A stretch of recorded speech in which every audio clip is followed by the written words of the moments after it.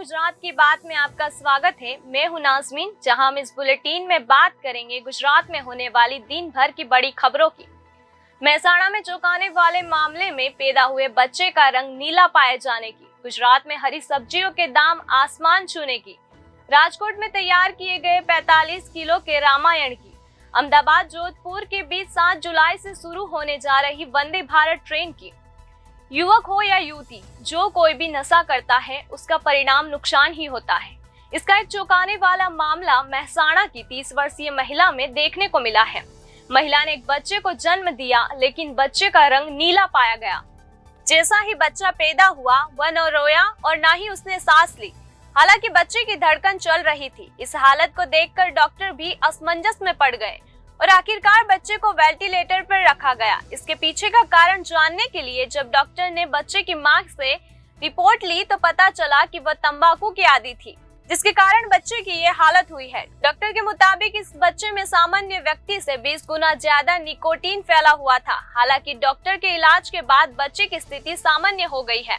मेहसाणा में रहने वाली 30 साल की महिला ने शादी के बाद बांझ होने के बाद IVF के जरिए बच्चे को जन्म दिया। फिर 19 जून को दूसरे बच्चे की डिलीवरी सामान्य तरीके से हुई, लेकिन जब बच्चे का जन्म हुआ तो मां और डॉक्टर दोनों चिंतित हो गए, क्योंकि बच्चा जन्म के समय रोया नहीं था और उसकी आंखें बंद थी और वह सांस भी नहीं ले पा रहा था। हालांकि बच्चे की धड़कन अब भी चल रही थी। बच्चे का रंग भी नीला पड़ने लगा।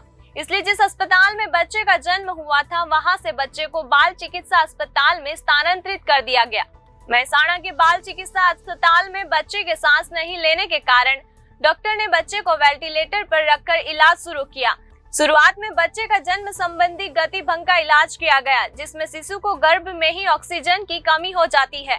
बच्चे को शाम तक अस्पताल में रखा गया, लेकिन उसकी हालत में सुधार नहीं होने पर उसे अहमदाबाद के अस्पताल में स्थानांतरित करने का निर्णय लिया गया। अहमदाबाद से बच्चे को एम्बुलेंस द्वारा मेहसाणा से राजमार्ग पर स्थित अर्पण नवजात शिशु केंद्र में स्थानांतरित किया गया। शिशु रोग विशेषज्ञ डॉक्टर आशीष मेहता ने तुरंत बच्चे का इलाज शुरू कर दिया। बच्चे को वेंटिलेटर पर रखा गया था। बच्चे की जांच के दौरान पता चला कि बच्चा कोमा में है। डॉक्टर द्वारा कई बार प्रयास किया गया, लेकिन बच्चे की ओर से कोई प्रतिक्रिया नहीं हुई। जब डॉक्टर आशीष मेहता ने मेहसाणा अस्पताल में डॉक्टर को बुलाया और बच्चे की मेडिकल हिस्ट्री जानने की कोशिश की तो कुछ पता नहीं चला, लेकिन आखिर में मेहसाणा के डॉक्टर ने कहा कि बच्चे की मां अस्थमा की दवा ले रही थी और तंबाकू का सेवन कर रही थी। इसलिए डॉक्टर आशीष मेहता को अपने ट्रेनिंग का समय याद आया। वे ऑस्ट्रेलिया, अमेरिका सहित देशों में गए थे। वहां 25 साल पहले नशे की आदी मां ऐसे बच्चों को जन्म देती थी। डॉक्टर आशीष मेहता ने बताया कि बच्ची की मां जब गर्भवती थी तब भी वह तंबाकू का सेवन करती थी, इसलिए बच्चे का निकोटीन टेस्ट कराना जरूरी था।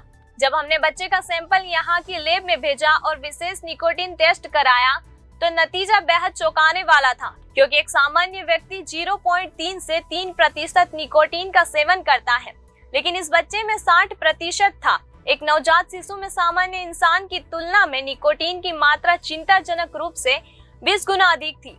मां रोजाना 10 से 15 पैकेट तंबाकू का सेवन कर रही थी।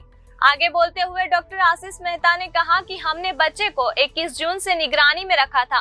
बच्चे को वेंटिलेटर पर रखते हुए ब्लड प्रेशर और अन्य दवाएं जारी रखी गई। ये प्रक्रिया लगातार 5 दिन तक करने के बाद छठे दिन बच्चे ने आंख खोली। डॉक्टर मेहता ने आगे कहा कि अब पैदा होने वाले 100 बच्चों में से 90 बच्चे जन्म के समय रोते हैं और सामान्य होते हैं, लेकिन 10 बच्चे नहीं रोते हैं, इसलिए उन्हें ऑक्सीजन देना पड़ता है, जबकि 10 में से 2 बच्चों का लंबे समय तक इलाज चलता है। वर्तमान समय में लड़के लड़कियों के बीच भेदभाव दूर हो चुका है, लेकिन अब लड़कियों में भी नशे की लत देखी जा रही है, जिसमें तंबाकू, सिगरेट, ड्रग्स समेत कई तरह की लतें हैं। लेकिन गर्भवती होने पर लड़की को नशे की लत से दूर रहना चाहिए, ताकि बच्चे के जन्म के दौरान इस तरह की समस्या न हो। गुजरात में मॉनसून की शुरुआत हो चुकी है। इसके साथ ही हरी सब्जियों की मांग भी बढ़ने लगी है, लेकिन मांग के अनुरूप आमदनी कम हो गई है और दाम बढ़ गए हैं। हरी सब्जियों की आसमान छूती कीमतों से मध्यम वर्गीय महिलाओं का बजट गड़बड़ा गया है। राज्य में पिछले 1 हफ्ते से लगातार बारिश हो रही है। हालांकि पिछले 2 दिनों में बारिश कम हो गई है, लेकिन जिस तरह से पहले बारिश हुई थी उसने खुले मैदानों को चमगादड़ में बदल दिया था। खेत में खड़ी फसल डूब गई। इसके अलावा 1 सप्ताह से अधिक समय तक खेतों में पानी भरा रहने से खड़ी फसलें बर्बाद हो गई। जिसके चलते अब आम आदमी पर महंगाई का बोझ देखने को मिल रहा है। जी हां, हाल ही में सब्जियों की कीमतों में तेजी देखी गई है। अदरक की कीमत बढ़ गई है। अच्छी क्वालिटी का अदरक 190 से 200 तक बिक रहा है। सामान्य क्वालिटी का अदरक 150 से 160 रुपए में बिकता है। साथ ही खुदरा बाजार में अदरक की कीमत 220 से 250 के पार पहुंच गई थी। इसके साथ ही टमाटर की कीमत भी बढ़ गई है। खासकर बारिश के कारण आमदनी आधी होने से सब्जियों के दाम 2 गुने हो गए हैं, जिसके चलते भिंडी, ग्वार सिंह, तुवर सिंह, पापड़ी जैसी सब्जियों के दाम 100 रुपए तक पहुंच गए हैं, जबकि बाजार से चोली गायब हो गई है। रोजमर्रा में इस्तेमाल होने वाले प्याज और आलू के दाम 10 रुपए से 30 रुपए प्रति किलो हो गए हैं, तो गृहिणियों का बजट गड़बड़ा गया है। बता दें कि थोक बाजार में टमाटर की कीमत 70 से 120 तक दर्ज की गई है, जबकि मिर्च की कीमत थोक बाजार में 55 से 60 और खुदरा बाजार में 110 से 120 रुपए देखी जा रही है। धनिया की कीमत थोक में 90 से 110 और बाजार में 110 से 120 रुपए देखी जा रही है। अभी भी खुदरा बाजार में नींबू की कीमत 70 रुपए है। वहीं हरी मिर्च के दाम भी शिमला मिर्च से 2 गुने हो गए हैं। अगले कुछ दिनों तक लोगों को सब्जियों की महंगाई की मार झेलनी पड़ेगी। इस बढ़ोतरी से गृहिणियों का बजट गड़बड़ा गया है। ये स्थिति देश के अधिकांश शहरों में उत्पन्न हो गई है। ज्यादातर सब्जियों के दाम 20 से 30% तक बढ़ने से अब राहत की खबर मिलने की संभावना कम ही लग रही है। कुछ दिन पहले आए चक्रवात बिपरजॉय और राज्य में लगातार बारिश के कारण खेतों में लगी फसल को नुकसान हुआ है, जिससे आय कम हो गई है, जबकि अब मांग बढ़ गई है और बाजार में कीमतें बढ़ गई है। सौराष्ट्र और उत्तरी गुजरात बारिश से प्रभावित हुए, जिसके चलते सब्जियों के दाम बढ़ गए हैं, जो निकट भविष्य में सामान्य हो सकता है। वहीं संभावना है कि त्योहार के दौरान आने वाले दिनों में कीमत फिर से बढ़ सकती है। एक तरफ जहां अयोध्या में राम मंदिर का निर्माण कार्य चल रहा है, दूसरी ओर रामायण को दुनिया के सामने लाने के लिए वैदिक कॉस्मोस द्वारा 45 किलो वजन का एक विशाल रामायण महाग्रंथ तैयार किया गया है। ये रामायण गुजरात में राजकोट के एकमात्र नचिकेता स्टेशनरी मॉल में उपलब्ध है।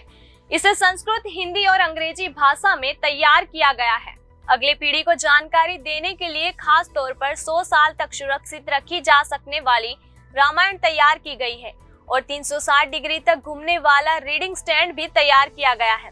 इसके अलावा 2050 इटालियन पेज पर बोटनी इंक का उपयोग किया गया है। इस रामायण महाग्रंथ की अनुमानित कीमत 1.65 लाख है। इस महाकाव्य की खास बात यह है कि चित्रकारों ने कैनवास पर रामायण की विभिन्न घटनाओं के अनुरूप चित्र तैयार किए हैं। देखने से बहुत सी बातें समझ में आ जाती। साथ ही चूंकि वनस्पति साई का उपयोग किया जाता है, इसलिए इस पुस्तक को 100 साल से अधिक वर्षों तक सुरक्षित किया जा सकता है, जिसकी कीमत फिलहाल 1.65 लाख आंकी गई है, जो सौराष्ट्र में पहली बार राजकोट के एस्ट्रोन चौक स्थित नचिकेता स्टेशनरी मॉल में उपलब्ध है। वैदिक कॉस्मोस के निदेशक हेमंत भाई सेठ द्वारा विदेशी विद्वानों सहित 15 वैदिक विशेषज्ञों द्वारा संपादित संस्कृत भाषा में 24,000 श्लोक हैं। साथ ही वाल्मीकि रामायण को प्राचीन रूप में संस्कृत के अलावा हिंदी और अंग्रेजी में भी प्रस्तुत किया गया है और आज की युवा पीढ़ी और पश्चिमी सभ्यता को सनातन धर्म से जोड़ने का प्रयास किया गया है। राजकोट में नचिकेता स्टेशनरी मॉल के मालिक धनजी भाई कौर ने कहा कि एक किताब को प्रिंट करने और प्रकाशित करने में 2 से 5 महीने लगते हैं। लगभग 2050 इटालियन पन्ने जानवरों के गोंद के बजाय वनस्पति साई और बाइंडिंग का उपयोग करते हैं। धनजी भाई कौर ने आगे कहा कि इस पुस्तक की प्राकृतिक जीवन प्रत्याशा 100 वर्ष मानी गई है, चूंकि फॉन्ट और शाही आयातित है। युवा और वृद्ध हर कोई आसानी से पढ़ सकता है। इसके साथ ही मैसूर के चित्रकारों ने रामायण के 100 अलग अलग 300 दृश्यों को कैनवास पर उकेरा है, जो किताब में मेंट कैनवास पेपर पर छपे हैं, जो किताब में आकर्षण का केंद्र भी बन रहे हैं। उन्होंने आगे बताया कि 633 पेज, 662 पेज और 734 पेज के 3 अलग अलग पुस्तक सेटों में छपी हुई है।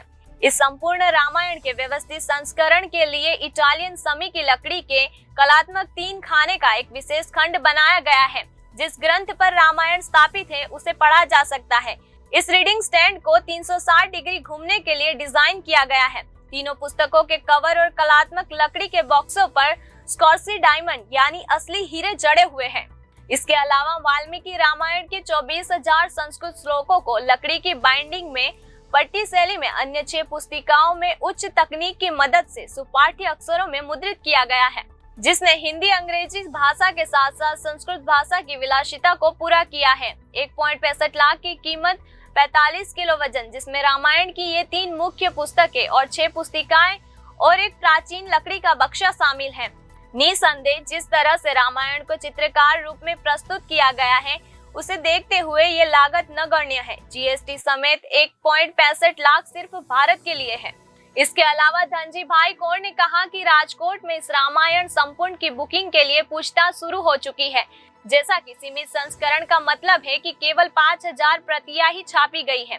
लोगों में इस रामायण को घरों, आश्रमों, मंदिरों, पुस्तकालयों जैसी जगहों पर रखने का क्रेज देखकर लगता है कि कुछ ही समय में 5000 प्रतियां खरीद ली जाएगी।